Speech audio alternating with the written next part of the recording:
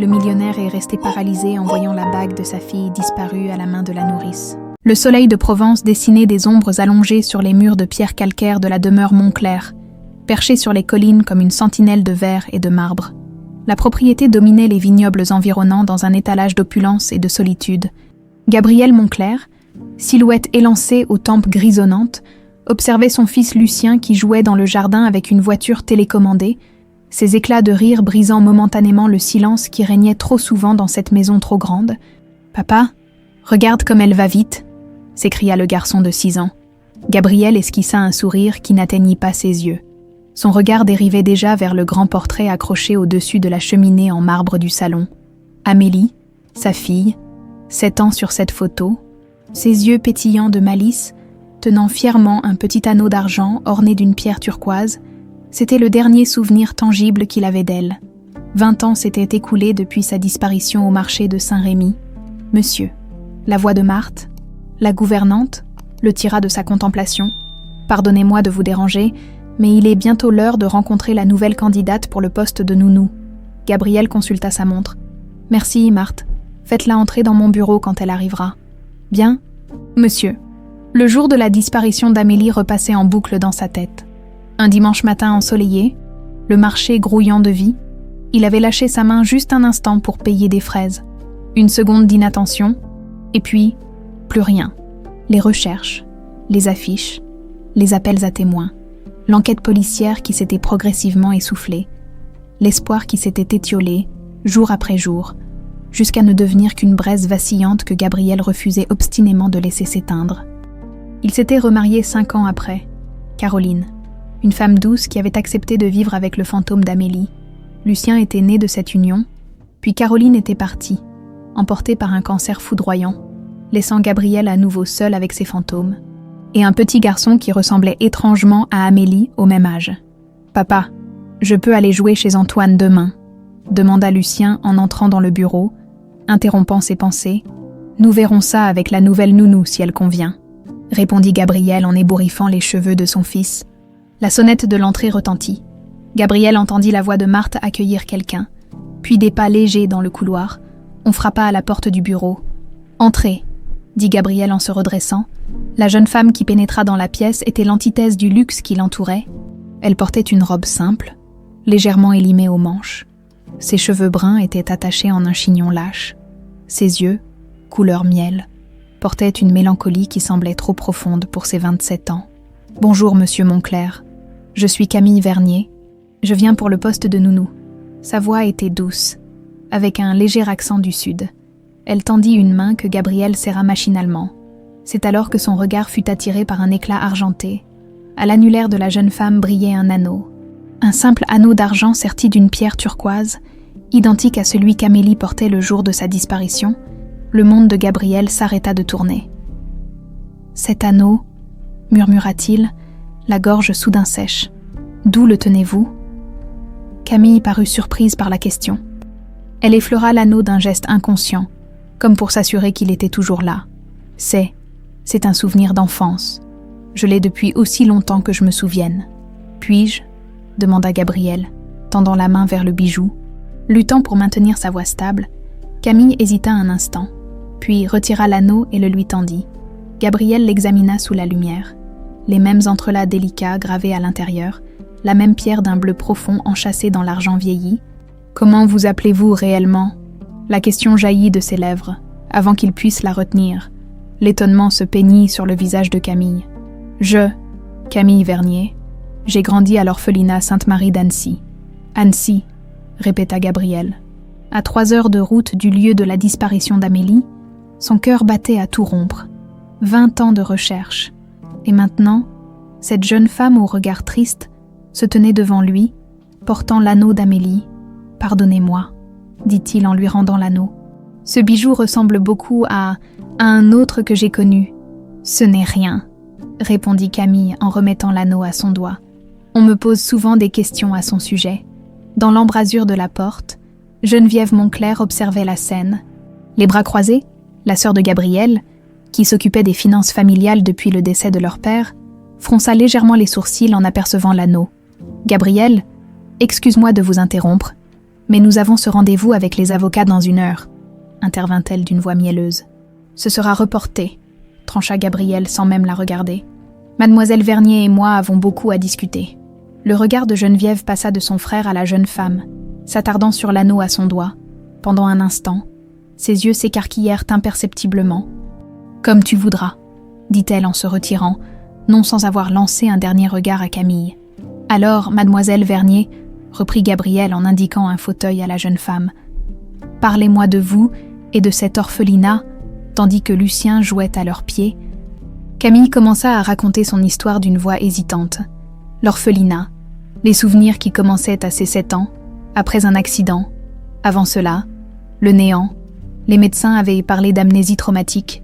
Et toujours, cet anneau qu'elle portait déjà le jour où on l'avait trouvé, seule et blessée, au bord d'une route de campagne. Gabrielle l'écoutait, le cœur battant. Chaque mot semblait confirmer l'impossible. Il luttait pour contenir l'émotion qui l'étreignait. Dans le salon adjacent, Geneviève écoutait la conversation, les doigts crispés sur le combiné d'un téléphone qu'elle venait de décrocher, son visage trahissant un mélange de peur et de rage contenue. La première semaine de Camille à la demeure Montclair s'écoula dans une atmosphère étrange, suspendue entre méfiance et espoir. Gabrielle l'observait constamment, cherchant dans chacun de ses gestes un écho d'Amélie. La façon dont elle inclinait la tête en écoutant Lucien, ce petit froncement de sourcils quand elle réfléchissait, sa manière de tenir sa tasse de café, le pouce et l'index formant un cercle parfait autour de l'anse. Des détails insignifiants pour quiconque, mais qui résonnaient comme des carillons dans la mémoire de Gabrielle. Lucien, lui, n'avait pas mis longtemps à s'attacher à Camille. Dès le 2e jour, il l'avait prise par la main pour lui faire visiter les passages secrets de la maison, des alcôves et des recoins que Gabrielle avait presque oubliés. « Tu sais », avait dit Lucien avec le sérieux d'un enfant de 6 ans, « papa dit que ma grande sœur aimait aussi ces endroits. » Camille s'était figée. « Ta grande sœur. Elle s'appelait Amélie. Elle est partie très loin avant ma naissance. » Le soir même, Camille avait remarqué le portrait au-dessus de la cheminée. La petite fille aux yeux rieurs tenant fièrement un anneau identique au sien. Elle avait senti un frisson lui parcourir l'échine. Une sensation indéfinissable de déjà-vu, ce matin-là. Après avoir préparé le petit déjeuner de Lucien, Camille se retrouva seule dans l'aile est de la maison, sans vraiment savoir pourquoi. Ses pas la guidèrent vers une chambre dont la porte restait toujours entr'ouverte. La chambre d'Amélie, préservée comme un sanctuaire. Les murs pastels, les étagères de livres pour enfants, la collection de chevaux miniatures. Camille effleura du bout des doigts la couverture d'un livre de contes. Son cœur battait étrangement vite. C'était son préféré. La voix de Gabrielle la fit sursauter. Il se tenait dans l'embrasure de la porte, l'observant avec une intensité troublante. « Je suis désolé. Je ne voulais pas. Ne vous excusez pas, » l'interrompit-il doucement. « Venez, j'aimerais vous montrer quelque chose. » Il la conduisit à son bureau et sortit d'un tiroir un album photo relié de cuir. En l'ouvrant, Camille découvrit des dizaines de clichés d'Amélie, de sa naissance jusqu'à sa disparition. « Vous lui ressemblez », murmura Gabrielle. Pas d'une manière évidente, mais dans les détails, la courbe des sourcils, le sourire. Camille examina les photos avec une fascination mêlée de malaise. Cette enfant souriante lui semblait à la fois familière et étrangère. « Monsieur Montclair, je comprends votre douleur, mais je ne peux pas être. Appelez-moi Gabrielle, s'il vous plaît, » l'interrompit-il. Puis, après une hésitation, « Que vous a-t-on dit exactement à l'orphelinat sur votre arrivée ?» Camille prit une profonde inspiration. C'était une histoire qu'elle n'aimait pas raconter. Mais le regard de Gabrielle était si plein d'espoir qu'elle ne put refuser. « J'avais environ 7 ans quand on m'a trouvée au bord de la D909. Près d'Annecy, j'étais blessée, en état de choc. Je ne me souvenais de rien, pas même de mon nom. » Elle fit tourner machinalement l'anneau à son doigt. « Je portais déjà ce bijou. Les médecins ont parlé d'amnésie traumatique. L'enquête n'a jamais abouti. Personne ne m'a réclamé. Et avant, aucun souvenir d'avant ce jour. Des fragments parfois dans mes rêves, un marché, la foule, une main qui lâche la mienne. » Elle s'interrompit, surprise par ses propres paroles. « Je ne sais pas pourquoi je vous raconte ça. » Gabrielle dut faire un effort immense pour contenir son émotion. Il prit discrètement son téléphone et envoya un message à son avocat. « Prenez contact avec Deher, Laurent, Test ADN urgent, confidentiel. Ces fragments pourraient revenir, dit-il doucement. Avec le temps, dans le couloir, Geneviève s'éloigna silencieusement. Elle avait tout entendu. Son visage, habituellement composé, trahissait maintenant une anxiété profonde. Les jours suivants, la connexion entre Camille et Lucien se renforça. Elle avait une patience infinie avec lui, devinant ses besoins avant même qu'il ne les exprime. Un matin, alors qu'ils préparaient des crêpes ensemble, Lucien renversa un peu de pâte. « Ce n'est pas grave », dit Camille en essuyant. « On dit que la première crêpe est toujours pour le chat. » Elle se figea, surprise par cette expression sortie de nulle part. Une voix lointaine résonnait dans sa mémoire. « La première est pour le chat, ma chérie. C'est la tradition. »« Ça va ?» demanda Lucien. « Oui », répondit-elle, secouant la tête pour chasser cette étrange sensation. Juste un souvenir, ce soir-là. Gabriel l'invita à dîner après le coucher de Lucien, assis sur la terrasse surplombant les vignobles baignés par la lueur du couchant. Ils parlèrent longuement. Gabriel lui raconta sa vie d'avant. Amélie, sa première épouse décédée d'un anévrisme, puis Caroline, la mère de Lucien. « Vous n'avez jamais abandonné les recherches pour retrouver Amélie ?» constata Camille. « Jamais », confirma Gabriel. « Comment le pourrais-je ? Un parent ne renonce pas. » Il hésita, puis ajouta « Camille, accepteriez-vous de faire un test ADN ?»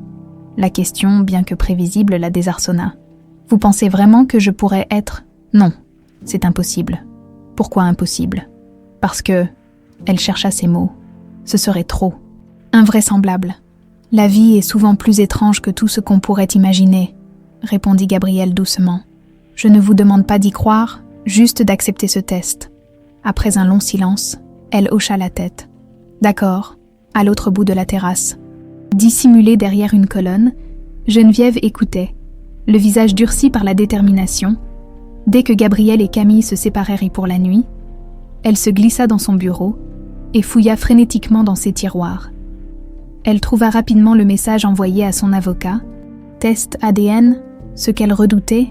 Dans sa chambre, Camille ne parvenait pas à trouver le sommeil. La maison lui semblait étrangement familière. Les craquements du parquet, l'odeur des vieux livres dans la bibliothèque, le tic-tac particulier de la grande horloge du hall. Elle se leva et s'approcha de la fenêtre, contemplant le parc baigné par la lumière argentée de la lune. Un souvenir fugace traversa son esprit.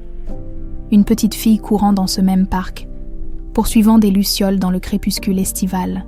Était-ce un vrai souvenir, ou simplement son imagination alimentée par les photos d'Amélie? Le lendemain, un médecin vint discrètement à la demeure. Le prélèvement fut rapide. Un simple échantillon de salive. Gabriel lui assura que les résultats resteraient confidentiels. Quel qu'il soit, vous n'êtes pas obligé de rester ici en attendant, ajouta-t-il. Si tout cela vous met mal à l'aise. Non, répondit Camille avec une assurance qui la surprit elle-même. Je resterai pour Lucien, ce qu'elle n'avoua pas. C'est qu'une partie d'elle-même était maintenant désespérément curieuse et effrayée, car si l'impossible s'avérait vrai, que restait-il de Camille Vernier? Lorsqu'elle sortit du bureau, Geneviève l'attendait dans le couloir, son regard glacial contrastant avec son sourire mielleux. « Ma chère, j'espère que mon frère ne vous importune pas trop avec ses théories. Il n'a jamais vraiment accepté la disparition d'Amélie. Il souffre, » répondit simplement Camille. « Nous souffrons tous, » répliqua Geneviève. « Mais certains d'entre nous ont appris à avancer. » Elle fit un pas vers Camille, baissant la voix. « Un conseil, ma chère. Ne nourrissez pas ces illusions.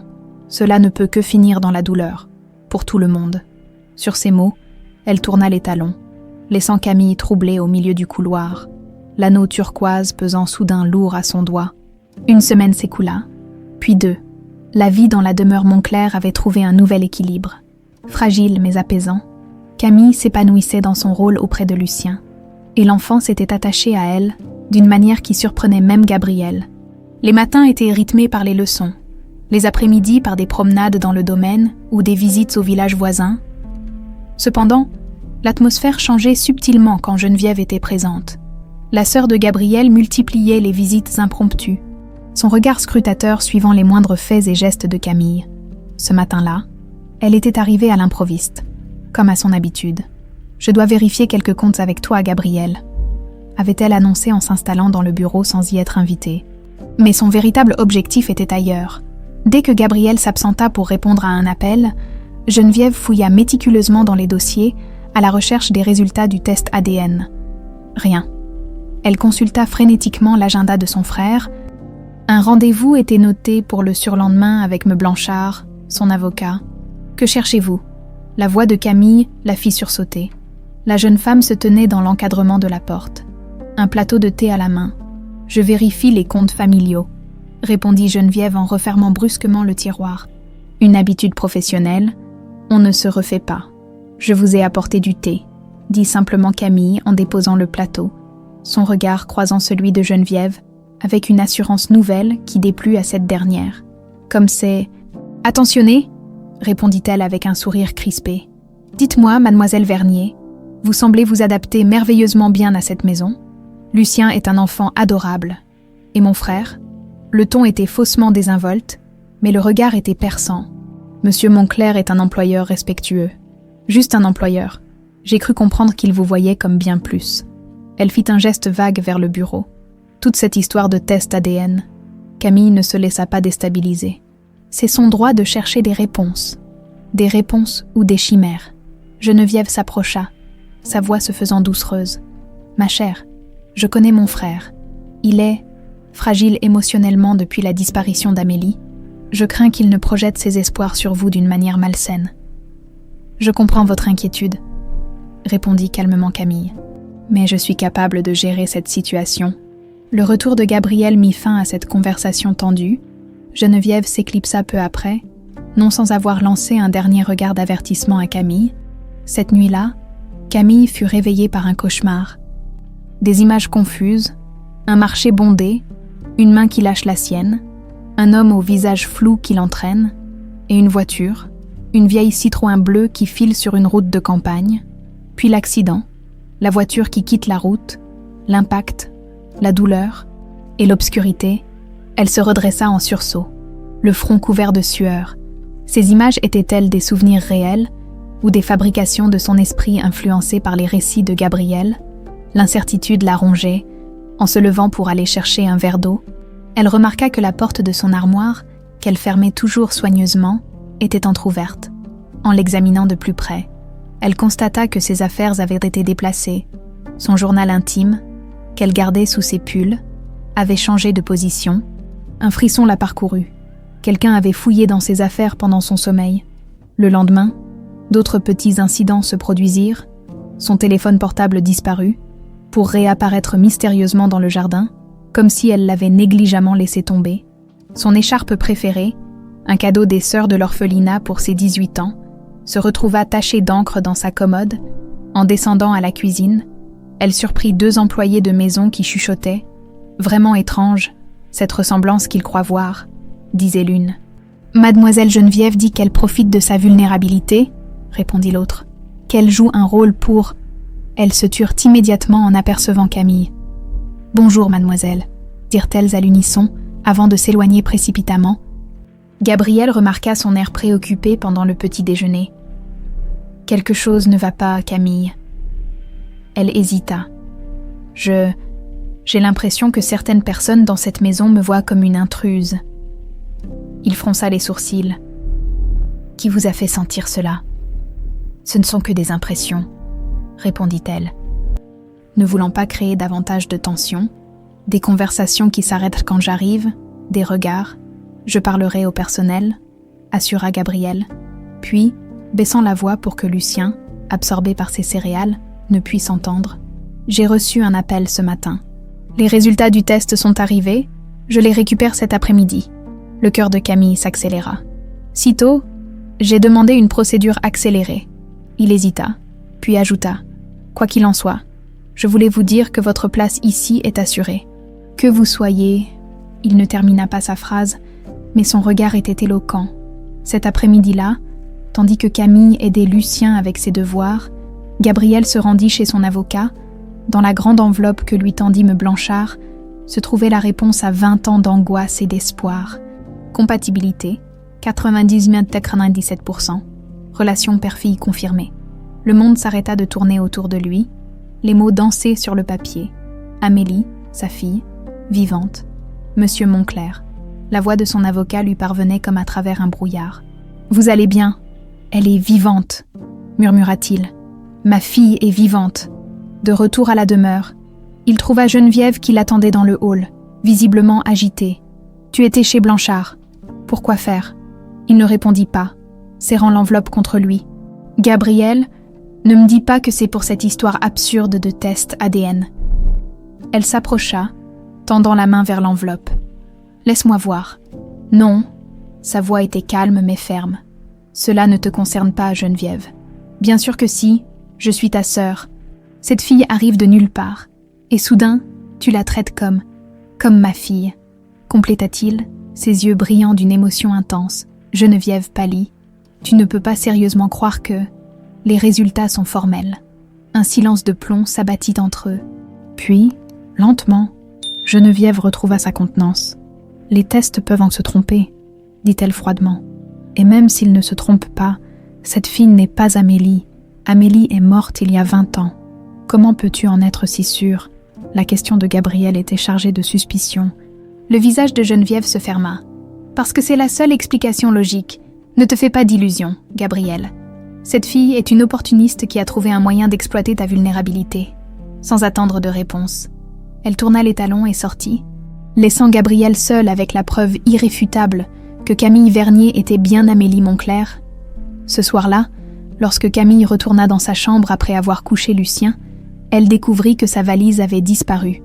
Tout comme ses vêtements et ses effets personnels, il ne restait que le strict minimum, sa tenue du jour et quelques objets éparpillés, comme si on avait voulu effacer sa présence de la maison sur son oreiller.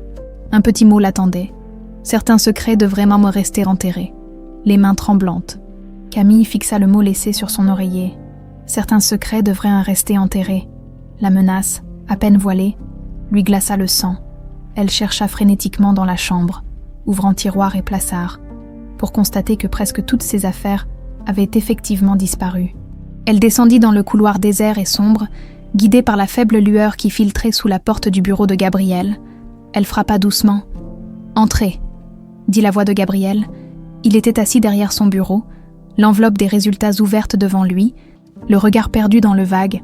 En voyant Camille, il se redressa. « Quelqu'un a pris mes affaires », annonça-t-elle d'une voix qu'elle s'efforçait de maintenir calme. « Et j'ai trouvé ceci. » Elle lui tendit le mot. Gabriel le lut, son visage s'assombrissant davantage. « Qui a pu faire ça ?»« J'ai ma petite idée, » répondit Camille. « Votre sœur ne cache pas son hostilité à mon égard. » Gabriel soupira profondément. Geneviève a toujours été protectrice, mais ceci, il agita le papier. C'est inacceptable. Un silence s'installa entre eux.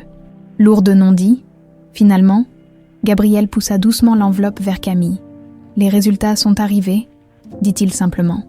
Camille regarda l'enveloppe, comme si elle contenait une bombe, et « il confirme ce que je savais déjà dans mon cœur ». Sa voix se brisa légèrement. « Vous êtes ma fille, Amélie. » Le monde de Camille vacilla, bien qu'elle eût envisagé cette possibilité depuis des jours. L'entendre énoncer comme une certitude scientifique était tout autre chose. Elle s'assit lentement, les jambes flageolantes. « Ce n'est pas possible, » murmura-t-elle. « Je suis Camille Vernier. J'ai grandi à l'orphelinat Sainte-Marie. J'ai des souvenirs qui commencent à 7 ans, » compléta doucement Gabriel. « Après l'accident. Comment pouvez-vous être sûr que je ne suis pas une imposture ?» Les mots de Geneviève résonnèrent dans son esprit. « Le test est formel, 99,97% de certitude, mais plus que cela. » Il se leva et s'approcha d'elle. « Je le sens. Depuis que vous êtes arrivée ici, c'est comme si une partie manquante de cette maison avait été restaurée. Camille, où était-ce Amélie, ne savait plus quoi penser. Son identité entière, l'histoire qu'elle s'était construite, tout s'effondrait. « J'ai besoin de temps, » dit-elle enfin, « pour assimiler tout ça. » Gabriel acquiesça. « Bien sûr, mais je vais d'abord régler cette histoire de vêtements disparus. » Le lendemain matin, Camille se réveilla dans une chambre différente, celle d'Amélie, que Gabriel avait insisté pour qu'elle utilise. Ses affaires avaient été mystérieusement retrouvées dans une des remises du jardin, et Marthe, la gouvernante, s'était répandue en excuses confuses sur un malentendu. Au petit déjeuner, l'atmosphère était tendue, Geneviève était présente, discutant avec animation au téléphone dans un coin de la salle à manger, quand elle raccrocha. Son regard croisa celui de Camille avec une hostilité à peine dissimulée. « Comment va notre chère nounou ce matin ?» demanda-t-elle, sa voix dégoulinant de fausse sollicitude. « Très bien, merci », répondit calmement Camille, malgré certains incidents nocturnes. « Des incidents comme c'est fâcheux », sourit Geneviève en buvant son café. « Cette vieille maison a parfois ses mystères. » Gabriel, qui venait d'entrer, interrompit cet échange venimeux. « Geneviève, je dois te parler, en privé. » Ils s'éloignèrent vers le bureau, mais leur conversation était suffisamment animée pour que des bribes parviennent jusqu'à la salle à manger, à complètement absurde. Résultats sont formels. Manipuler les tests. Comment oses-tu insinuer ? Camille essaya de ne pas écouter, se concentrant sur Lucien qui lui racontait avec enthousiasme son rêve de la nuit. Mais le malaise persistait. Elle n'appartenait pas à ce monde de luxe et de secrets.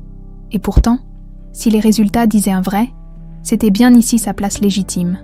L'après-midi, alors qu'elle aidait Lucien à faire un gâteau pour le goûter, le petit garçon commença à se plaindre de démangeaisons. « Ça gratte, Camille !» gémit-il en se frottant les bras où apparaissaient des plaques rouges. Alarmée, elle examina les ingrédients qu'ils avaient utilisés. Rien d'inhabituel. Farine, œufs, sucre. « Tu es allergique à quelque chose, Lucien. Aux fraises, dit-il. » « Mais on n'a pas mis de fraises. » Camille fronça les sourcils. Le gâteau était simple, sans fruits.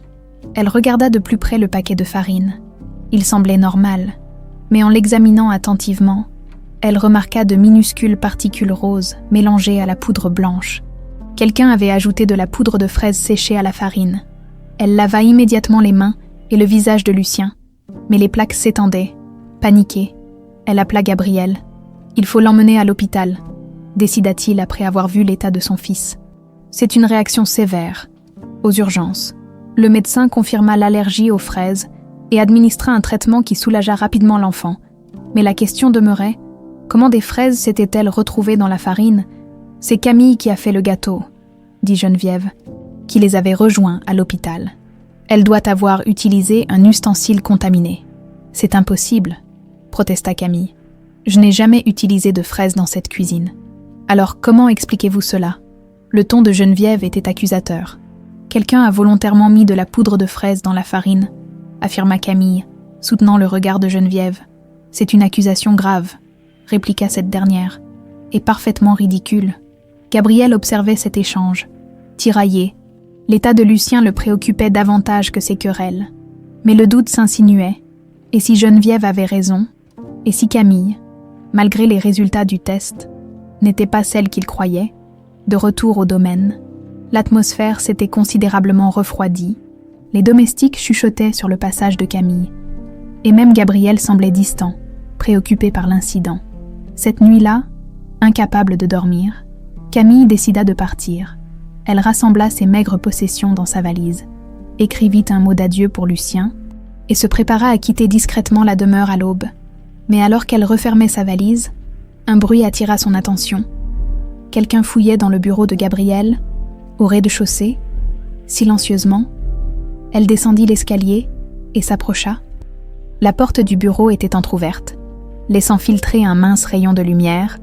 En jetant un coup d'œil, elle vit Geneviève en train d'examiner frénétiquement les documents sur le bureau de son frère. « Où sont-ils » murmurait Geneviève pour elle-même. Ces fichus résultats, Camille fit involontairement grincer le parquet. Geneviève se figea, puis se tourna lentement vers la porte. « Je savais que vous étiez du genre à espionner, » dit-elle d'une voix glaciale. « Entrez donc, ne restez pas dans l'ombre. » Camille entra, la tête haute. « Je pourrais vous retourner l'accusation. »« Je suis chez moi ici, » répliqua Geneviève. « Contrairement à vous. Selon les résultats du test ADN, c'est aussi ma maison. » Geneviève eut un rire sec. « Ces résultats sont une farce. Mon frère est tellement désespéré de retrouver Amélie qu'il est prêt à croire n'importe quoi. Et n'importe qui. Pourquoi me détestez-vous autant ?» demanda Camille. « Qu'est-ce que je vous ai fait ?» Un éclair passa dans les yeux de Geneviève. « Vous n'existez pas, » siffla-t-elle. « Amélie Moncler est morte il y a 20 ans. Morte, vous comprenez ?» L'intensité de sa haine fit reculer Camille. « Comment pouvez-vous en être si sûre ?» Un silence pesant s'installa. Geneviève reprit son masque de froideur. « Partez, dit-elle finalement. Vous n'avez pas votre place ici. Vous êtes une menace pour cette famille. Quelle famille ? Répliqua Camille. Celle que vous avez manipulée pendant 20 ans. Le visage de Geneviève se durcit. Les accidents arrivent si facilement, murmura-t-elle. Aujourd'hui, c'était juste une allergie. La prochaine fois. La menace resta suspendue entre elles comme un nuage toxique. Camille comprit alors que Geneviève était prête à tout pour l'éloigner, même au pire. « Vous avez mis ces fraises dans la farine », dit-elle. L'évidence la frappant soudain. « Vous avez délibérément mis la vie de Lucien en danger juste pour me discréditer. » Le sourire de Geneviève ne démentait rien. « Prouvez-le », dit-elle simplement avant de quitter la pièce, laissant Camille seule avec la terrible compréhension de ce dont sa tante était capable. L'aube pointait à peine lorsque Gabriel trouva Camille dans la cuisine, sa valise posée près d'elle. Il s'arrêta sur le seuil, surpris et inquiet. « Vous partez ?» demanda-t-il, remarquant ses yeux cernés qui trahissaient une nuit blanche. « Je ne peux pas rester », répondit-elle doucement. « Ma présence met Lucien en danger. » Gabriel s'approcha lentement. « C'était un accident malheureux. Personne ne vous tient pour responsable. Vraiment. » Son regard était direct, presque accusateur. « Votre sœur semble penser le contraire. Et vous-même, avez-vous douté de moi ?» Le silence de Gabriel fut une réponse suffisante. Camille hocha la tête, résignée. « C'est bien ce que je pensais », murmura-t-elle en se levant et en saisissant sa valise. « Attendez », dit Gabriel en lui prenant doucement le bras. « J'ai eu tort, j'étais inquiet pour Lucien, bouleversé. Mais j'ai réfléchi toute la nuit. Ce n'était pas un accident. » Camille se figea. « Que voulez-vous dire ? J'ai examiné la farine. Quelqu'un a délibérément ajouté cette poudre de fraise, et je ne crois pas une seconde que ce soit vous. » « Geneviève, » souffla Camille. Gabriel passa une main sur son visage fatigué. « Je n'arrive pas à croire qu'elle puisse mettre Lucien en danger simplement pour vous discréditer. C'est monstrueux, oui, mais elle le ferait. » Camille hésita avant d'ajouter. « Je l'ai surprise hier soir dans votre bureau, cherchant les résultats du test ADN. Elle m'a pratiquement menacée. Elle a dit que les accidents arrivaient facilement, que la prochaine fois... » Le regard de Gabriel s'assombrit. « Pourquoi ne m'avez-vous rien dit ? Vous l'auriez cru, votre sœur contre une inconnue. Vous n'êtes pas une inconnue, dit-il avec une intensité qui la désarçonna. Vous êtes ma fille. » Camille baissa les yeux.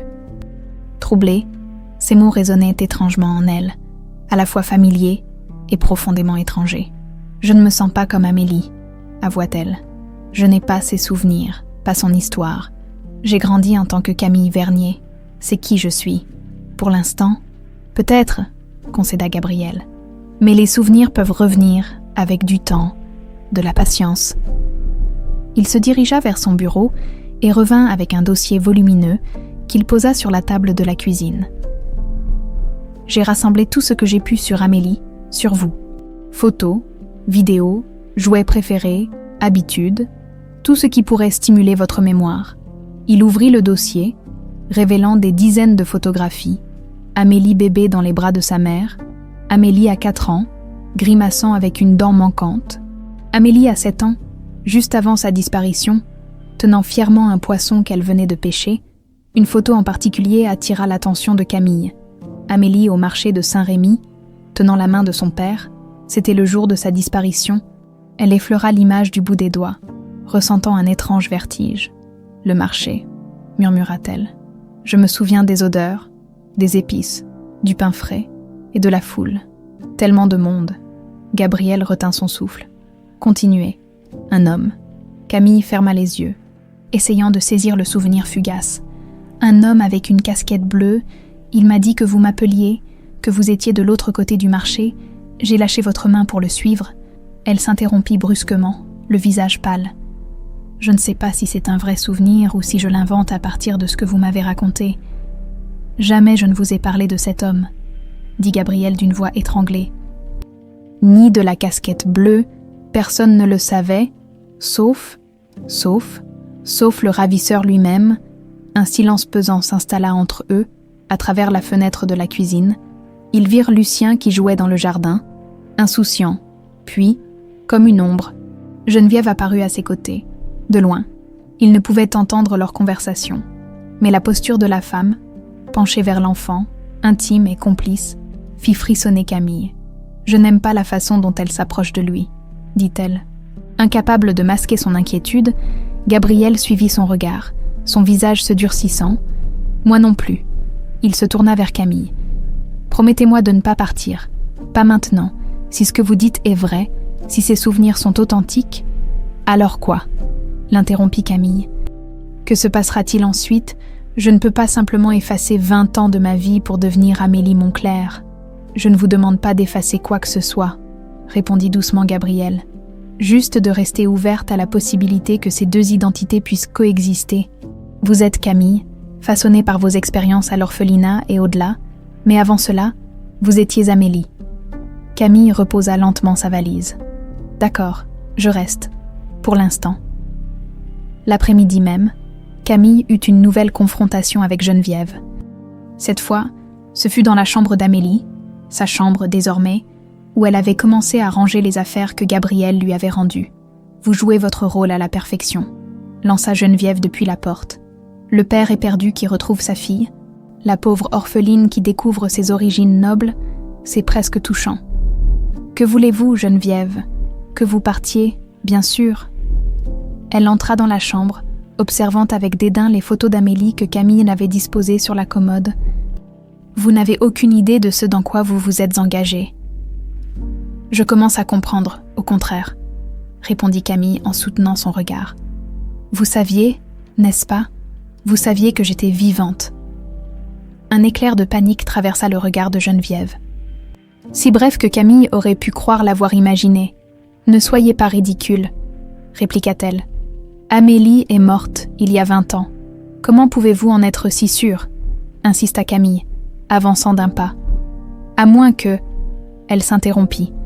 Frappée par une révélation soudaine, les paroles de Geneviève dans le bureau. « Amélie est morte il y a 20 ans. » Prononcées avec une telle certitude, comment pouvait-elle être aussi catégorique, sauf si... À moins que vous n'ayez quelque chose à voir avec sa disparition, compléta Camille. Le souffle court, Geneviève éclata d'un rire froid. Maintenant, vous délirez complètement. Je vais prévenir Gabriel que sa prétendue fille devient paranoïaque. Elle tourna les talons, mais Camille la retint par le bras. Je me souviens de la casquette bleue, dit-elle calmement. De l'homme qui m'a dit que mon père m'attendait de l'autre côté du marché. Geneviève se figea. N'importe qui aurait pu vous raconter ce détail. Gabriel affirme que personne ne le connaissait, sauf le ravisseur et son commanditaire. Le masque de Geneviève sembla se fissurer l'espace d'un instant, puis elle dégagea brusquement son bras. « Vous êtes dangereuse », siffla-t-elle. « Je ne vous laisserai pas détruire cette famille. » La porte s'ouvrit à cet instant, révélant Gabriel, le visage grave. « C'est toi qui as détruit cette famille, Geneviève, » dit-il d'une voix si basse que les deux femmes durent tendre l'oreille pour l'entendre. « Gabriel !» Geneviève sursauta. « Depuis combien de temps es-tu là ?»« Assez longtemps. » Il entra dans la pièce, tenant à la main un vieux téléphone portable. « J'ai trouvé ceci dans tes affaires. Un téléphone que tu gardes depuis des années. Apparemment, tu as fouillé dans mes affaires. » L'indignation de Geneviève semblait sincère. « Après ce que Camille m'a raconté ce matin, j'ai décidé de creuser. Ce téléphone contient des messages datant d'il y a 20 ans, des messages à un certain Marcel Dubois, que la police soupçonnait à l'époque, sans pouvoir le prouver. » Le visage de Geneviève perdit toute couleur. « C'est absurde. Je ne connais aucun Marcel Dubois. » « Vraiment ?» Gabriel fit défiler l'écran. « Pourtant, tu lui as envoyé des instructions très précises sur où et quand trouver Amélie au marché. Tu lui as même dit quelle robe elle porterait ce jour-là. » Geneviève recula, comme frappée. « Tu ne comprends pas ? » ?»« Oh, je comprends parfaitement. » coupa Gabriel, la rage contenue faisant trembler sa voix. « Tu as orchestré l'enlèvement de ma fille. Ta propre nièce. » Un silence terrible s'abattit sur la pièce. Camille, sous le choc, observait cette femme qu'elle avait crue simplement antipathique, mais qui se révélait être un monstre. « Pourquoi ?» demanda-t-elle finalement. « Pourquoi avoir fait ça ?» Geneviève la fusilla du regard, puis éclata d'un rire dénué de joie. « L'argent, bien sûr. Qu'est-ce que ça pourrait être d'autre ? Sans héritier direct, j'étais la suivante dans la lignée, avec Amélie disparue. J'allais tout obtenir. Tu es malade, murmura Gabriel, horrifié. Non, je suis pragmatique, répliqua Geneviève, retrouvant soudain son sang-froid. Et vous n'avez aucune preuve recevable, un vieux téléphone, des messages qui pourraient avoir été falsifiés. Bonne chance pour convaincre la police. Sur ces mots, elle quitta la pièce à grands pas, laissant Gabriel et Camille dans un silence assourdissant. Elle a raison sur un point, dit finalement Gabriel, brisant le silence oppressant qui s'était installé. Ces preuves ne suffiront pas. Camille fixait encore la porte par laquelle Geneviève venait de sortir. Abasourdie par la révélation, cette femme avait planifié son enlèvement, détruit son enfance, pour de l'argent. Qu'allons-nous faire ? Demanda-t-elle. J'ai contacté quelqu'un, répondit Gabriel en consultant sa montre. Il devrait arriver d'une minute à l'autre, comme pour confirmer ses paroles. La sonnette de l'entrée retentit. Marthe annonça l'arrivée d'un certain Antoine Mercier. L'homme qui entra dans le bureau était grand et mince, avec des traits anguleux et un regard vif qui semblait tout observer à la fois. Il serra la main de Gabriel avant de se tourner vers Camille. « Mademoiselle Vernier », dit-il avec un léger hochement de tête. Ou devrais-je dire « Mademoiselle Moncler ». Camille suffira, répondit-elle mal à l'aise. « Antoine est détective privé », expliqua Gabriel. « Il m'a aidé pendant des années à vous chercher. » Le détective posa sa mallette sur le bureau et en sortit un dossier épais. « J'ai repris l'enquête depuis le début », annonça-t-il. 20 ans, c'est long, mais pas assez pour effacer toutes les traces. Il étala plusieurs photos, des rapports, des coupures de journaux jaunis. « Geneviève Moncler », commença-t-il, en pointant une photo de la sœur de Gabriel, plus jeune, mais déjà avec ce même regard calculateur. J'ai examiné ses relevés bancaires de l'époque, 3 retraits importants en liquide dans les semaines précédant l'enlèvement. Et ceci, il montra un relevé téléphonique. Plusieurs appels à un certain Marcel Dubois, petit criminel connu pour des escroqueries mineures, qui a mystérieusement disparu peu après l'enlèvement. Disparu ? Répéta Camille. Officiellement, on n'a jamais retrouvé son corps, mais j'ai découvert qu'une Citroën bleue, immatriculée à son nom, avait été repêchée dans un lac près d'Annecy 6 mois après les faits, vide. « Annecy ?» murmura Gabriel, « là où Camille a été trouvée. »« Exactement », confirma le détective. « Et voici le plus intéressant. J'ai retrouvé une femme, Jeanne Moreau, qui travaillait à l'époque comme infirmière à l'hôpital d'Annecy. Elle se souvient d'une petite fille amenée après un accident de voiture.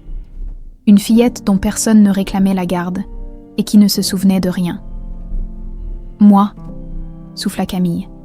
Sentant un frisson lui parcourir l'échine, Antoine hocha la tête. « Ce qui m'a mis sur cette piste, c'est un détail dans le rapport initial. L'enfant portait un anneau en argent avec une pierre turquoise. L'infirmière s'en souvenait parfaitement parce qu'elle avait insisté pour qu'on ne l'enlève pas lors des soins. » Gabriel se leva brusquement. « Nous devons aller à Annecy, parler à cette infirmière, retracer le parcours exact. C'est déjà fait ?» l'interrompit doucement Antoine en sortant une carte routière. « J'ai reconstitué le trajet probable.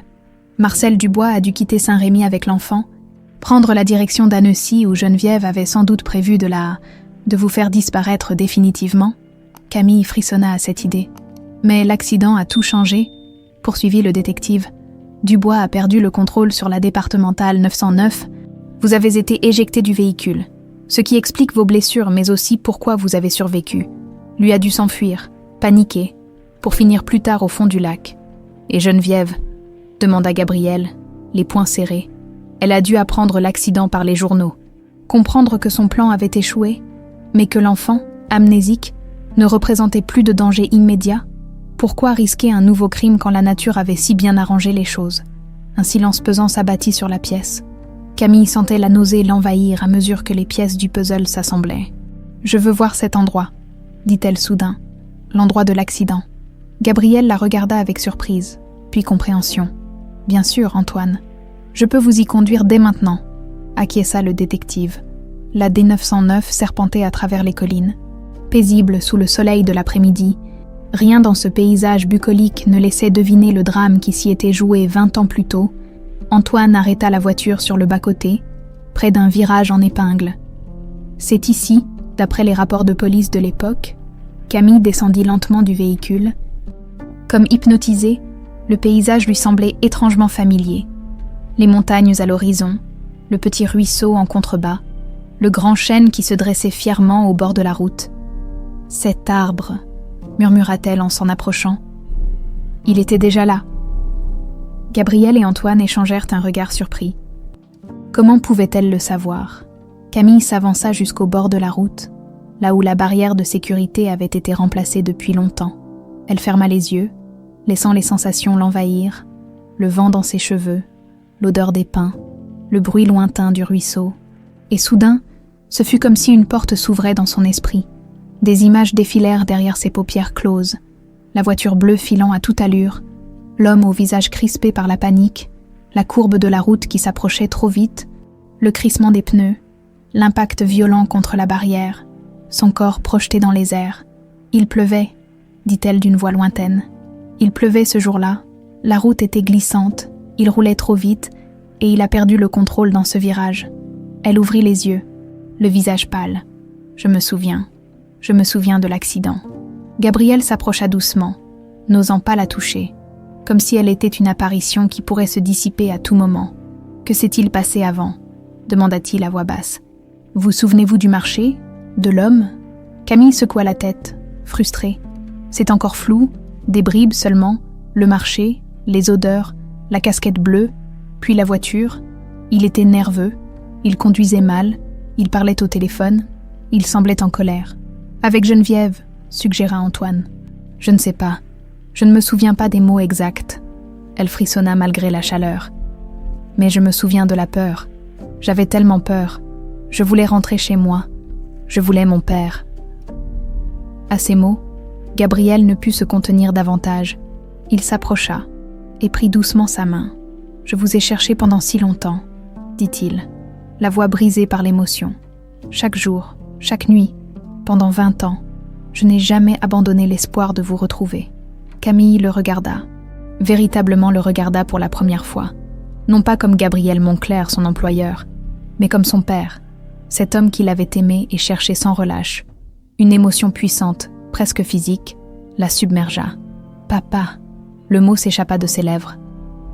Timide, incertain, comme un premier pas hésitant, les yeux de Gabriel s'emplirent de larmes. Il hocha la tête, incapable de parler. Antoine, discret, s'était éloigné pour leur laisser cet instant d'intimité. Il examinait les alentours, prenant des photos, prenant des notes. « Il y a une ferme là-bas », appela-t-il après quelques minutes. Elle existait déjà à l'époque. Les propriétaires ont peut-être vu quelque chose. Ils se dirigèrent vers la petite exploitation agricole nichée à flanc de colline. Une vieille femme en tablier les accueillit avec méfiance, qui se transforma en curiosité lorsqu'Antoine expliqua la raison de leur visite. L'accident de 2003. Elle plissa les yeux. Comment l'oublier?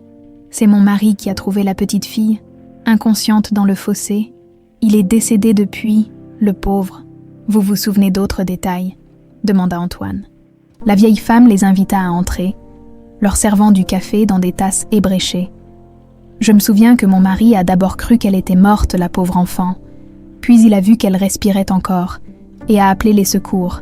Il disait toujours que c'était un miracle qu'elle ait survécu à une telle chute. Et l'homme? Le conducteur, pressa Gabriel, disparu quand mon mari est arrivé, mais il a trouvé un portefeuille sur la route avec des papiers au nom de Marcel quelque chose, Dubois, suggéra Antoine. C'est ça, il l'a remis à la police, bien sûr. Et la petite fille, elle avait quelque chose avec elle, demanda Camille, le cœur battant. La vieille femme lui sourit doucement. Une seule chose, ma petite. Un anneau en argent avec une jolie pierre bleue. Vous le portez encore, je vois. Camille effleura l'anneau à son doigt. Bouleversée, cet objet, son seul lien avec son passé pendant toutes ces années, prenait soudain une dimension nouvelle. Ce n'était pas juste un bijou trouvé sur elle. C'était son héritage, la preuve tangible de son identité véritable, sur le chemin du retour. Personne ne parla beaucoup.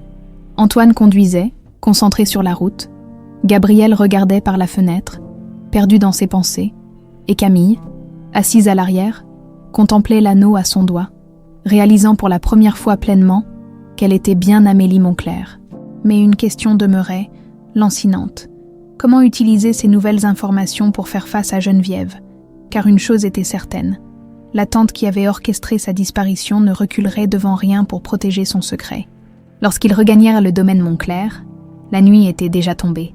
La façade de la demeure, illuminée par des projecteurs, se détachait dans l'obscurité comme un vaisseau fantôme. Marthe les attendait dans l'entrée, le visage tendu. « Monsieur », dit-elle en s'adressant à Gabriel. « Madame Geneviève est partie avec le petit Lucien il y a 2 heures. Elle a dit qu'ils allaient dîner en ville, mais elle n'a pas précisé où. » Gabriel blêmit. « Elle a pris mon fils. »« Oui, monsieur. Elle a dit que vous étiez au courant. » Camille sentit une terreur glacée l'envahir. Après les révélations de la journée, Geneviève était acculée. Que pouvait-elle faire avec Lucien? L'utiliser comme monnaie d'échange, pire encore. « Appelez-la immédiatement », ordonna Gabriel à Marthe, tandis qu'il sortait déjà son propre téléphone. Les appels restèrent sans réponse. Gabriel essaya ensuite le téléphone portable qu'il avait offert à Lucien pour les urgences. Également éteint. « Je contacte la police », décida Antoine en composant le numéro. Gabriel faisait les 100 pas, la panique déformant ses traits. Elle ne ferait pas de mal à Lucien. C'est impossible. C'est son neveu, pour l'amour de Dieu. Elle a bien orchestré mon enlèvement, rappela doucement Camille, sa propre nièce. Les mots restèrent suspendus dans l'air, lourds de leur terrible vérité. Si Geneviève était capable de faire disparaître un enfant pour de l'argent, que ne ferait-elle pas maintenant que son secret était menacé? Le téléphone de Gabriel sonna soudain, faisant sursauter tout le monde. Il décrocha fébrilement. « Geneviève, où est-ce Lucien ?» Le haut-parleur était activé, permettant à tous d'entendre la voix étonnamment calme de Geneviève. « Il va bien. Ne t'inquiète pas. Nous prenons simplement un peu de distance pendant que tu retrouves tes esprits. Mes esprits. Tu as kidnappé mon fils. Ne sois pas mélodramatique. Gabriel, c'est mon neveu. Je l'emmène simplement en petit voyage. Il est ravi d'ailleurs, n'est-ce pas, Lucien ?» On entendit la voix lointaine et enjouée de l'enfant. « On va à Disneyland, papa. » Gabriel ferma les yeux, soulagé de l'entendre mais toujours tendu. « Ramène-le immédiatement, Geneviève. Ce que tu fais est criminel.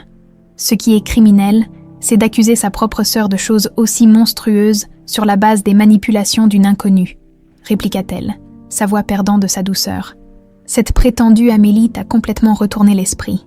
Nous avons des preuves. Geneviève, des témoins, des documents, le détective a tout reconstitué. » Un silence s'installa à l'autre bout de la ligne. Puis, d'une voix étrangement détachée, « Quelle preuve exactement ?» Antoine fit signe à Gabriel de jouer le jeu, gagner du temps, obtenir des informations, les virements bancaires à Marcel Dubois, les appels téléphoniques, les témoignages des gens qui ont trouvé Camille après l'accident. Nous sommes allés à Annecy aujourd'hui. Un nouveau silence, plus long. « Je vois », dit finalement Geneviève. « Et qu'est-ce que tu comptes faire avec ces preuves? Porter l'affaire devant la justice, à moins que... » « À moins que quoi, Gabriel ?» Son ton s'était fait soudain intéressé. « À moins que tu ne ramènes Lucien et que nous trouvions un arrangement. » Une histoire de famille doit rester dans la famille. Antoine hocha la tête, approuvant cette tactique. « Un arrangement », répéta Geneviève, comme si elle goûtait le mot. « Quel genre d'arrangement proposes-tu? Ramène d'abord mon fils, ensuite nous discuterons. Face à face. » Un rire bref résonna dans le combiné. « Tu me prends pour une idiote. Je ramène Lucien, et la seconde d'après, ton détective me passe les menottes. Je te donne ma parole que nous parlerons avant toute décision. Ta parole ne vaut rien quand il s'agit de cette fille, » cracha Geneviève. « Tu as toujours été aveuglée par Amélie, même avant sa disparition. Toujours elle, jamais moi. Regarde comme elle est douée, regarde comme elle est belle. Et moi, qui s'est occupée des finances familiales pendant que tu pleurais ta fille perdue, qui a sauvé l'entreprise de la faillite, moi. » Sa voix tremblait désormais, révélant une rage ancienne et profonde. « Je méritais ma part, » poursuivit-elle. « J'ai travaillé plus dur que quiconque pour cette famille. Mais non, tout devait aller à la précieuse héritière, n'est-ce pas? Même disparue, même morte, elle continuait de tout prendre. Geneviève, intervint doucement Camille, Lucien n'a rien à voir avec tout ça. C'est un innocent, comme je l'étais. » Un silence glacial accueillit ces paroles. « Toi, siffla finalement Geneviève. Tu aurais dû mourir dans cet accident. Mais je n'en suis pas morte, répondit calmement Camille. Et aujourd'hui, je me souviens, pas de tout, mais de suffisamment. Je me souviens de l'homme à la casquette bleue, je me souviens de la voiture, et je me souviens qu'il parlait au téléphone avec quelqu'un qu'il appelait Madame G. Cette dernière information était un bluff. Mais Camille vit au regard d'Antoine qu'il approuvait cette stratégie. La respiration de Geneviève s'accéléra audiblement. Des mensonges, des inventions. Nous verrons ce qu'en pense le juge, dit Gabriel. Maintenant, dis-moi où est mon fils.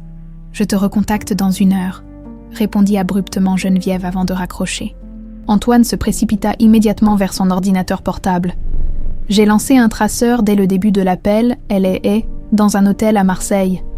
Marseille, répéta Gabriel, à 3 heures de route d'ici. Elle a probablement prévu cette fuite, suggéra Antoine. Je contacte immédiatement mes collègues là-bas. Pendant l'heure qui suivit, un plan fut élaboré. La police de Marseille localisa précisément l'hôtel et établit une surveillance discrète. Antoine organisa une équipe pour intervenir si nécessaire, mais conseilla d'abord une approche diplomatique. Lorsque Geneviève rappela, sa voix était étrangement calme, presque sereine. « J'ai réfléchi à ta proposition, Gabriel. Un arrangement pourrait effectivement être dans l'intérêt de tous. Je t'écoute.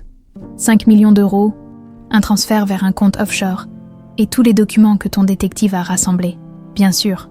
Et en échange, je te rends ton précieux fils, et je disparais de vos vies. Pour toujours. » Gabriel jeta un regard à Antoine, qui hocha la tête. « D'accord, mais je veux d'abord parler à Lucien. »« Il dort, » répondit sèchement Geneviève. « Je ne vais pas le réveiller pour satisfaire ta paranoïa. » Une alarme s'alluma dans l'esprit de Camille. Lucien, dormir à cette heure.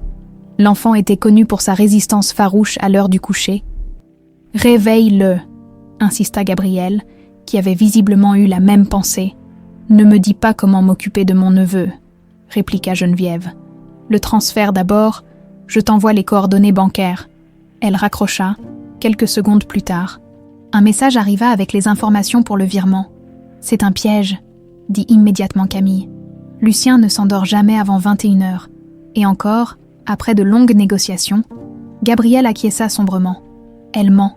Quelque chose ne va pas. Antoine téléphona à son contact à Marseille. La réponse vint rapidement, alarmante. L'équipe de surveillance avait repéré Geneviève sortant seule de l'hôtel, montant dans un taxi. Elle s'enfuit, murmura Gabriel, horrifié. Et Lucien. L'équipe d'intervention pénétra immédiatement dans la chambre d'hôtel. Leur rapport tomba quelques minutes plus tard. La chambre était vide, aucune trace de Lucien, juste un mot griffonné à la hâte. « Il est trop tard, vous ne nous retrouverez jamais. » Gabriel s'effondra dans un fauteuil, le visage dévasté. Antoine redoubla d'activité, coordonnant les recherches, faisant bloquer les routes, les aéroports, les gares. Camille, elle, restait étrangement calme, réfléchissant intensément. Elle a prévu cette fuite depuis longtemps, dit-elle finalement, ce qui signifie qu'elle a dû préparer plusieurs cachettes, plusieurs itinéraires. Comment pourrait-on savoir lequel elle a choisi ? Demanda Gabriel, désespéré. En pensant comme elle, répondit Camille. Elle se tourna vers Antoine. Avez-vous vérifié si Geneviève possède d'autres propriétés, des endroits discrets où elle pourrait se cacher ? Le détective consulta rapidement ses notes. Rien d'officiel à son nom, mais il y a... Attendez, une société écran qu'elle a créée il y a 5 ans a acheté un petit mât dans les Alpilles, à moins d'1 heure d'ici. C'est là qu'ils sont, affirma Camille avec une certitude instinctive. Marseille était une diversion. Elle n'emmènerait jamais Lucien à l'étranger sans préparation, sans ses doudous, ses jouets préférés. Elle le garde près d'ici, dans un endroit qu'elle contrôle. Gabriel se releva, une lueur d'espoir traversant son regard. « Allons-y maintenant !» Tandis qu'il se préparait à partir, Camille fut saisie par une réalisation troublante. Après 20 ans, le cercle se refermait. Une enfant avait été arrachée à son père par la cupidité de Geneviève. Aujourd'hui, c'était au tour de Lucien. Mais cette fois, l'histoire aurait une fin différente. Elle en fit le serment silencieux, serrant l'anneau turquoise comme un talisman. Le mas des Alpilles se dressait, solitaire, au bout d'un chemin de terre sinueux. Bâtisse de pierre ocre aux volets bleus délavés, elle semblait assoupie sous les étoiles. Seule une faible lumière filtrait à travers les persiennes du rez-de-chaussée. Antoine arrêta la voiture à bonne distance. Phares éteints. La police locale avait été alertée, mais, à la demande de Gabriel, attendait en retrait, face à Geneviève. L'effet de surprise et la négociation semblaient préférables à une intervention en force qui pourrait effrayer Lucien, ou pire, pousser sa tante à un geste désespéré. « Je devrais y aller seule », murmura Gabriel. « Elle est ma sœur, après tout. »« C'est trop dangereux », objecta Antoine. « Elle est acculée, imprévisible. »« Laissez-moi y aller », intervint Camille. Les deux hommes se tournèrent vers elle, surpris. « Geneviève me déteste, mais elle ne me voit pas comme une menace physique. Et Lucien me fait confiance. » Gabriel hésita, déchiré. « Je ne peux pas risquer de vous perdre. Pas encore. »« Vous ne me perdrez pas », assura Camille avec une détermination tranquille. Pas cette fois. Après une brève discussion, ils convinrent d'un plan. Camille approcherait seule, tandis que Gabriel et Antoine se positionneraient discrètement pour intervenir au moindre signe de danger. Un microphone dissimulé dans le col de Camille leur permettrait de tout entendre. Camille avança lentement dans l'allée baignée par la lumière argentée de la lune. Son cœur battait follement, mais sa démarche restait assurée. Étrangement, elle n'avait pas peur. Comme si tous les événements de sa vie l'avaient préparée à cet instant précis, elle frappa doucement à la porte. Pas de réponse. Elle frappa à nouveau. Plus fort, « Geneviève » appela-t-elle. « Je sais que vous êtes là. Je suis venue seule. » Le silence s'étira pendant ce qui sembla une éternité, puis le bruit d'un verrou qu'on tourne. La porte s'entr'ouvrit, révélant le visage tendu de Geneviève Moncler. « Vous » cracha-t-elle. « Comment m'avez-vous trouvé ? Puis-je entrer ?»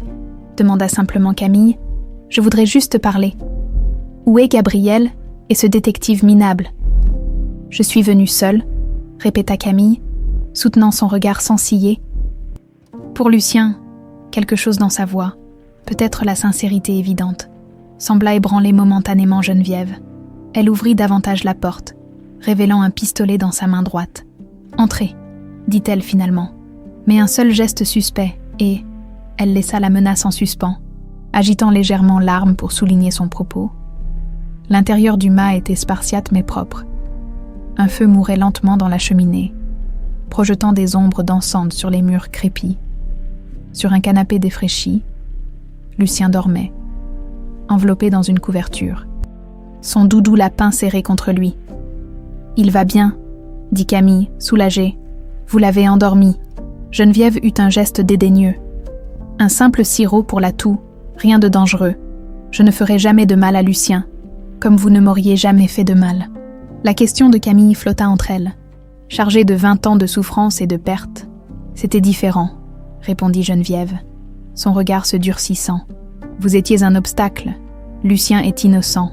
J'avais 7 ans, rappela doucement Camille. Quel était mon crime, sinon d'être née au mauvais moment, dans la mauvaise famille? Geneviève détourna brièvement le regard, comme incapable de soutenir l'accusation muette dans les yeux de sa nièce, puis elle se reprit, brandissant à nouveau le pistolet. « Assez parlé. Pourquoi êtes-vous venu ? Certainement pas pour me faire la morale. Je suis venue vous proposer un marché, » dit Camille, en s'asseyant lentement sur un fauteuil, à distance respectueuse du canapé où dormait Lucien. Un vrai marché, pas le piège que vous aviez tendu à Gabriel. Une lueur d'intérêt traversa le regard de Geneviève. « Je vous écoute. Vous rendez Lucien, sain et sauf, en échange. Je convainc Gabriel de ne pas porter plainte. L'affaire reste dans la famille. » Geneviève émit un rire sec. « Et pourquoi ferait-il ça ? Pourquoi le feriez-vous, après ce que j'ai fait ? Parce qu'un procès détruirait cette famille plus sûrement que tout ce que vous avez fait jusqu'ici ?» répondit calmement Camille. « Les médias s'en donneraient à cœur joie. L'héritière kidnappée par sa tante Cupide. Imaginez les gros titres. » Elle marqua une pause, observant l'effet de ses paroles. Geneviève semblait réfléchir intensément, calculant ses options. Et puis, ajouta Camille, « Il y a Lucien. Voulez-vous qu'il grandisse en sachant que sa tante est en prison, qu'il vous voit menotté au tribunal ?» Geneviève jeta un regard vers l'enfant endormi, et pour la première fois, Camille aperçut une fissure dans son armure. Un éclair d'affection véritable. « Même si j'acceptais, » dit finalement Geneviève, « comment pourrais-je faire confiance à Gabriel ou à vous ? Vous ne le pouvez pas, admit franchement Camille. Mais quelle autre option avez-vous? Fuir éternellement, avec un enfant de 6 ans.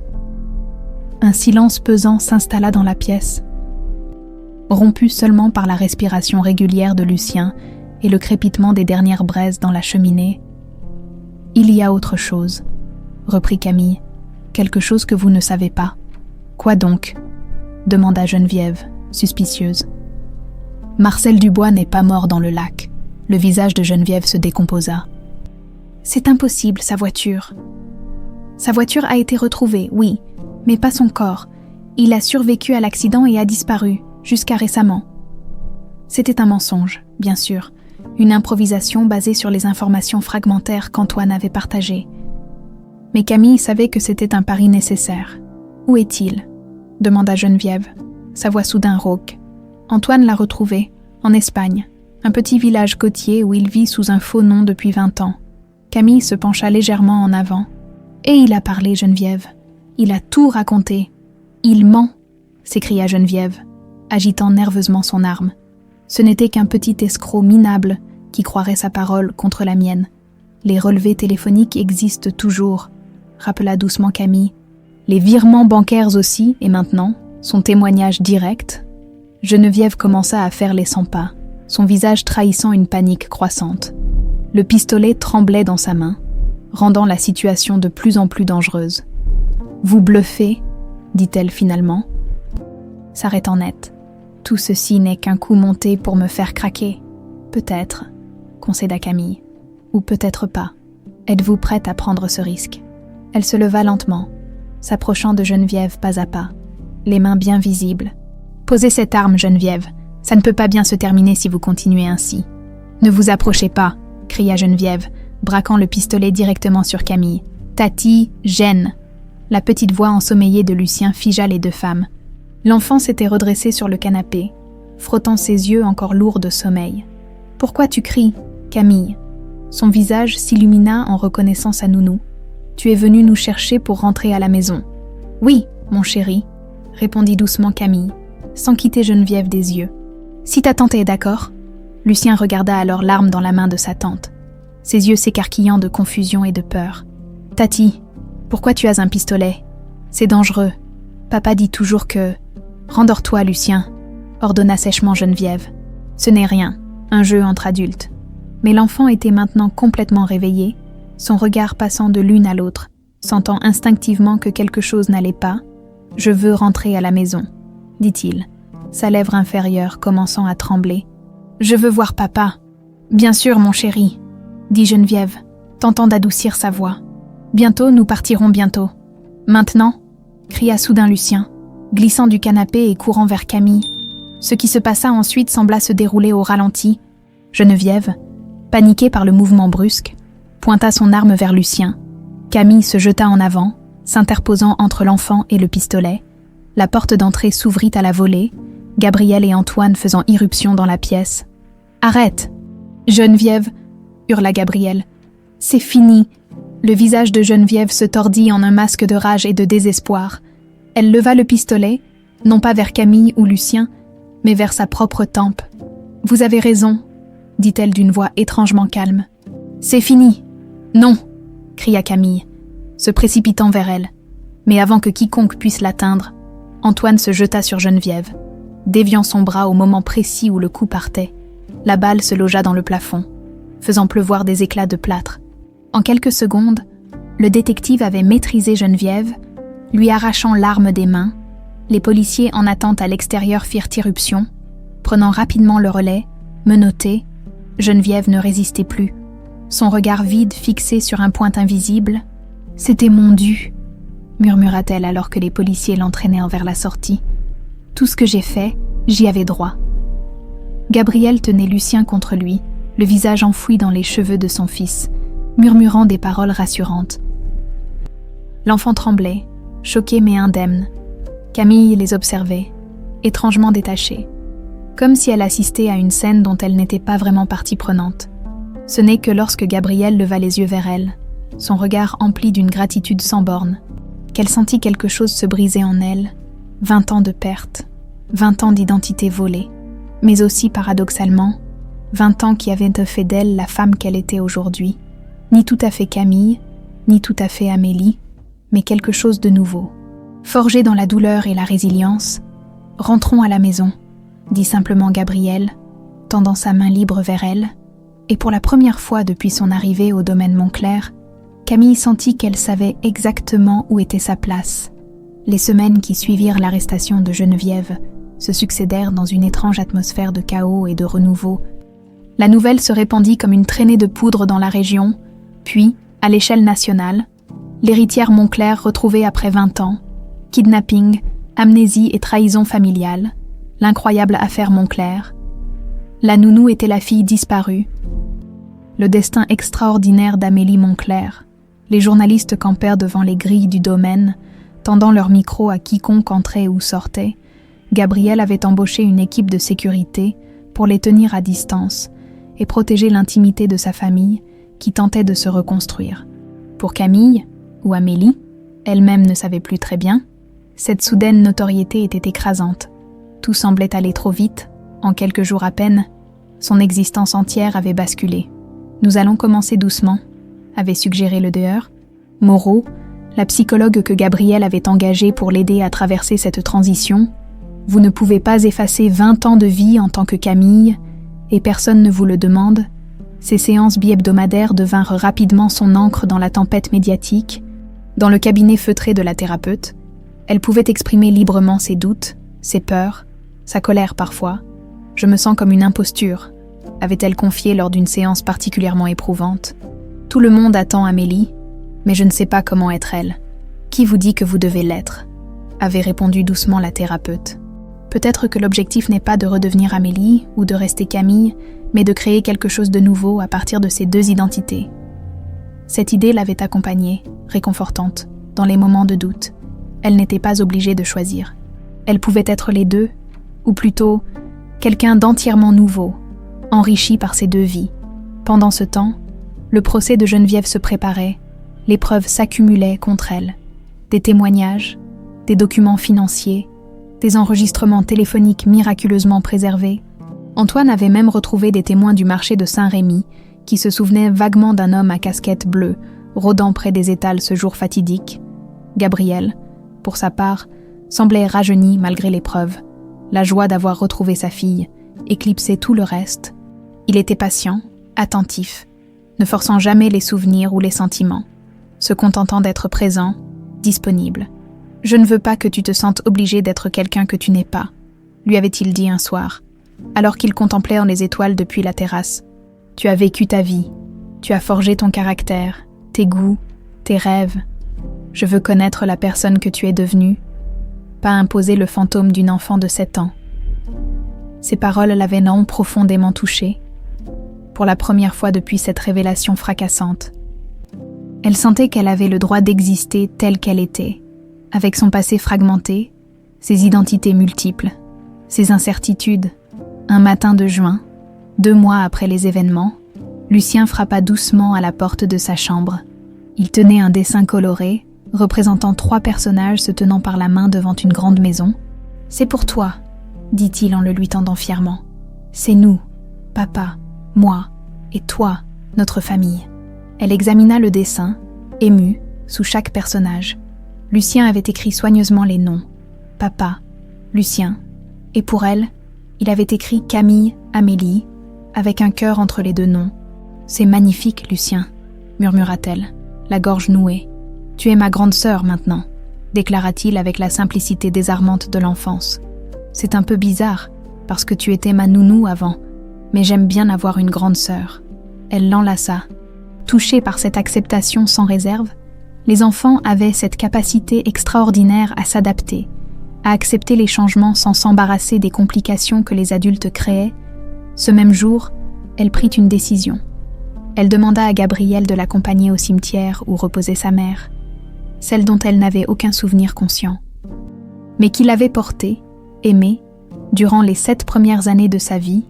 La tombe était simple mais élégante, un marbre blanc où était gravé « Élisabeth Montclair, 1960-1998, à jamais dans nos cœurs. » Elle était comment ?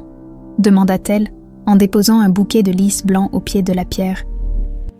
Gabrielle sourit doucement, les yeux perdus dans des souvenirs lointains, lumineuses. C'est le mot qui lui convenait le mieux. Elle entrait dans une pièce, et tout semblait soudain plus vif, plus intense. Il hésita, puis ajouta « Tu lui ressembles. Pas physiquement, tu tiens davantage de mon côté de la famille, mais dans ta façon d'être, cette résilience, cette force tranquille. » Elle toucha la pierre tombale du bout des doigts, cherchant une connexion avec cette femme qui lui avait donné la vie, mais dont le visage restait flou dans sa mémoire. « Je suis désolée de ne pas me souvenir d'elle, » murmura-t-elle. « Ne le sois pas, » répondit Gabrielle. « L'important, c'est qu'elle t'aimait, profondément, inconditionnellement, et elle serait tellement fière de la femme que tu es devenue, sur le chemin du retour. » Gabrielle lui proposa de passer par l'orphelinat Sainte-Marie, où elle avait grandi, une autre part de son histoire, tout aussi importante. L'établissement n'avait guère changé. Les mêmes bâtiments austères adoucis par des jardinières colorées aux fenêtres, la même cour où résonnaient les cris joyeux des enfants. Sœur Mathilde, qui l'avait pratiquement élevée, les accueillit avec des larmes de joie. Malgré son âge avancé, elle avait suivi l'affaire dans les journaux. « Ma petite Camille », dit-elle en lui prenant les mains. « Ou devrais-je dire Amélie, peu importe ton nom, tu resteras toujours l'enfant courageuse et déterminée que nous avons connue ici. » Ils passèrent l'après-midi à parler, à se remémorer les années passées entre ces murs. Gabrielle écoutait attentivement, découvrant avec émotion cette partie de la vie de sa fille qui lui était restée inconnue jusqu'alors. Ses premiers pas incertains après l'accident, ses difficultés d'adaptation, mais aussi ses petites victoires, ses amitiés, ses rêves d'enfant. « Tu as toujours voulu aider les autres », se souvint sœur Mathilde. Même toute petite, tu prenais sous ton aile les nouveaux arrivants, tu leur expliquais les règles, tu les réconfortais quand ils pleurèrent la nuit.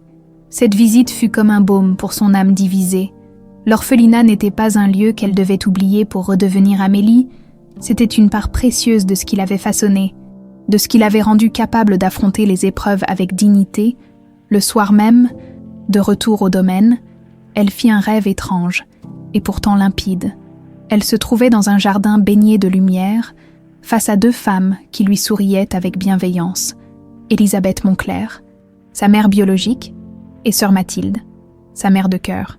Elle ne parlait pas, se contentant de lui tendre les mains, l'invitant à les rejoindre, et dans ce rêve, elle comprit qu'elle n'avait pas à choisir, qu'elle pouvait honorer ces deux influences, ces deux amours qu'il avait apportés à différents moments de sa vie.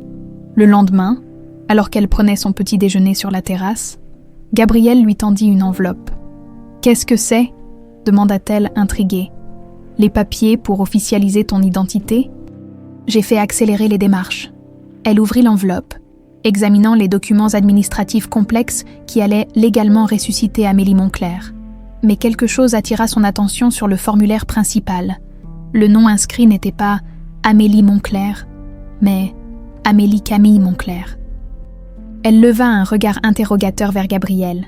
« J'ai pensé, » dit-il doucement, « que tu ne devrais pas avoir à abandonner une partie de toi-même pour en retrouver une autre. Tu es les deux. Amélie par la naissance, Camille par l'expérience. Les deux méritent d'exister. » Les larmes lui montèrent aux yeux. Ce simple geste administratif représentait tellement plus. Une reconnaissance de son parcours unique, une acceptation de sa dualité. « Merci », murmura-t-elle, incapable d'exprimer pleinement ce que ce geste signifiait pour elle. Ce jour-là, alors qu'elle signait ses documents d'une main tremblante d'émotion, elle sentit qu'un nouveau chapitre commençait enfin, non pas en effaçant le passé, mais en l'intégrant pleinement à son présent. Amélie Camille Moncler n'était pas deux personnes divisées, mais une seule, enrichie par ces deux vies qu'un destin cruel avait séparées et qu'un hasard extraordinaire avait réunies. Et pour la première fois depuis qu'elle avait franchi le seuil du domaine Moncler, elle se sentit vraiment, profondément, chez elle. 1 an s'était écoulé, depuis cette nuit tumultueuse dans le mas des Alpilles. L'automne dorait à nouveau les vignobles de Provence. Parant le domaine Moncler de teinte cuivrée et ambrée, Amélie Camille Moncler, désormais officiellement reconnue sous ce nom, contemplait ce paysage depuis la terrasse, une tasse de thé fumante entre les mains. La matinée était fraîche, mais le soleil promettait une journée douce. « À quoi penses-tu » demanda Gabrielle en la rejoignant, déposant affectueusement une main sur son épaule. À tout le chemin parcouru, répondit-elle simplement. Il y a 1 an, j'étais Camille Vernier, une orpheline venue postuler comme nounou. Et maintenant, tu es toi-même, compléta Gabrielle avec un sourire. C'est la seule chose qui importe. Elle acquiesça, reconnaissante pour cette compréhension. L'année écoulée avait été intense, parfois difficile, mais profondément transformatrice. Le procès de Geneviève s'était conclu 3 mois plus tôt par une condamnation à 15 ans de prison pour enlèvement d'enfants, tentative d'extorsion et mise en danger d'un mineur. Les audiences avaient été éprouvantes, exposant au grand jour les mécanismes d'une jalousie destructrice qui avait couvé pendant des décennies. Amélie avait témoigné, confrontant pour la première fois directement sa tante devant la justice. Le regard de Geneviève ce jour-là, un mélange de haine, de dépit, mais aussi, fugacement, de remords, la hantait encore parfois. « Le courrier est arrivé », annonça Lucien en déboulant sur la terrasse, brandissant une enveloppe. « Il y a une lettre de la prison pour toi. » Amélie, elle prit l'enveloppe, reconnaissant immédiatement l'écriture fine et penchée de Geneviève. C'était la 3e lettre qu'elle recevait depuis l'incarcération de sa tante. Les 2 premières étaient restées sans réponse. La première pleine de récriminations amères, la seconde plus mesurée mais encore teintée de justification. « Tu vas la lire », demanda Gabrielle, une note d'inquiétude dans la voix. « Plus tard », répondit-elle en glissant l'enveloppe dans la poche de son gilet. La matinée s'écoula paisiblement. Lucien, désormais âgé de 7 ans, préparait fièrement ses affaires pour la rentrée scolaire imminente. L'épreuve de l'année passée avait laissé des traces, quelques cauchemars, une certaine anxiété de séparation, mais avec l'aide d'un thérapeute spécialisé, il avait fait preuve d'une résilience remarquable. « Regarde, Amélie !» s'exclama-t-il en lui montrant son nouveau cartable. « Il y a une pochette spéciale pour mon goûter. » Elle sourit, ébouriffant affectueusement ses cheveux. Leur relation avait évolué naturellement de la nounou à la grande sœur. Tissant un lien unique et précieux, Lucien n'avait jamais semblé perturbé par cette transformation. Pour lui, c'était simplement une confirmation de l'affection qu'il lui portait déjà. L'après-midi, profitant d'un moment de solitude, Amélie s'installa dans le jardin et ouvrit finalement la lettre de Geneviève. Contrairement aux précédentes, celle-ci était brève, presque dépouillée. « Amélie, je suppose que je dois t'appeler ainsi désormais. Les thérapies imposées par l'administration pénitentiaire sont une torture. Devoir parler de ses sentiments à des inconnus est une humiliation que je n'aurais jamais cru endurer. Et pourtant, elles m'ont forcé à regarder en face ce que j'ai fait, ce que je t'ai fait. Je ne te demande pas pardon. Je n'en ai pas le droit. Et tu n'as aucune obligation de me l'accorder. Je voulais simplement que tu saches que, pour la première fois depuis très longtemps, je ressens véritablement le poids de mes actes. L'envie a consumé ma vie entière. J'ai gâché la tienne par avidité et la mienne par amertume. Quelle ironie. » Geneviève Amélie replia lentement la lettre, troublée par ce changement de ton. Était-ce sincère ou simplement une nouvelle manipulation ? Impossible de le savoir avec certitude. Mais ces quelques lignes résonnaient avec une honnêteté crue qu'elle n'avait jamais perçue chez sa tante auparavant. En fin d'après-midi, une voiture s'engagea dans l'allée du domaine. Antoine Mercier, le détective privé devenu ami de la famille, venait leur rendre visite comme il le faisait régulièrement. Il avait joué un rôle crucial non seulement dans la résolution de l'affaire, mais aussi dans la reconstruction qui avait suivi, offrant son soutien discret mais constant. « J'apporte des nouvelles », annonça-t-il après les salutations d'usage. Marcel Dubois a été retrouvé. Un silence stupéfait accueillit cette déclaration. « Vivant ?» demanda finalement Gabrielle. Antoine acquiesça. En Argentine, il vivait sous une fausse identité depuis près de 20 ans. La police internationale l'a arrêté suite à une fraude immobilière sans rapport avec votre affaire. Amélie sentit un frisson la parcourir. L'homme à la casquette bleue, celui qui l'avait arraché à son père ce jour fatal au marché de Saint-Rémy, existait réellement, en chair et en os, pendant si longtemps, il n'avait été qu'une ombre menaçante dans ses cauchemars fragmentés. Il a déjà commencé à parler, poursuivit Antoine. Cherchant visiblement à négocier une réduction de peine, il a confirmé tout ce que nous savions déjà. Geneviève l'avait engagé pour enlever Amélie, avec instruction de la faire disparaître. Il hésita sur ce dernier mot, conscient de sa terrible implication. Mais l'accident a changé ses plans, compléta Amélie, curieusement calme face à cette révélation. Exactement.